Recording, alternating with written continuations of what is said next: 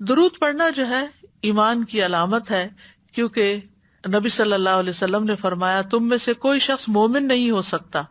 جب تک میں اس کے نزدیک اس کے والد، اس کی اولاد اور تمام لوگوں سے زیادہ محبوب نہ ہو جاؤں۔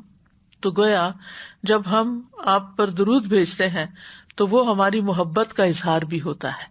یعنی محبت کے تقاضوں میں سے ایک تقاضا کیا ہے کہ ہم آپ پر درود بھیجیں، اور نیک اور تقرب والے اعمال میں سے بھی ہے۔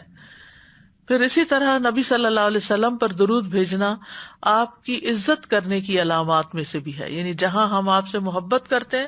اس محبت کو درود کے ذریعے ظاہر کرتے ہیں۔ اسی طرح قرآن مجید میں جو ہمیں حکم ملا ہے کہ ہم آپ کی عزت کریں، تو یہ عزت کی علامت بھی ہے۔ اللہ تعالیٰ فرماتے ہیں لِتُؤْمِنُوا بِاللَّهِ وَرَسُولِهِ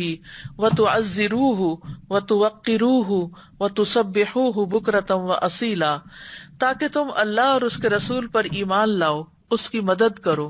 اس کی تعظیم کرو، اور دن کے شروع اور آخر میں اس کی تسبیح کرو، یعنی اللہ سبحانہ تعالیٰ کی تسبیح کرو۔ توقیر کا لفظ جو ہے یہ ایک بہت جامع لفظ ہے جس میں سکینت، اطمینان، تعظیم اور اکرام پایا جاتا ہے، اور رسول اللہ صلی اللہ علیہ وسلم کو اشرف قرار دینے اور آپ کی تکریم کرنے سے یہ توقیر مکمل ہوتی ہے۔ اس لیے آپ صلی اللہ علیہ وسلم پر درود بھیجنا آپ کی تعظیم اور آپ کے شرف کو تسلیم کرنے کی علامتوں میں سے ہے کہ ہم آپ کو واقعی اپنا بہت معزز مانتے ہیں۔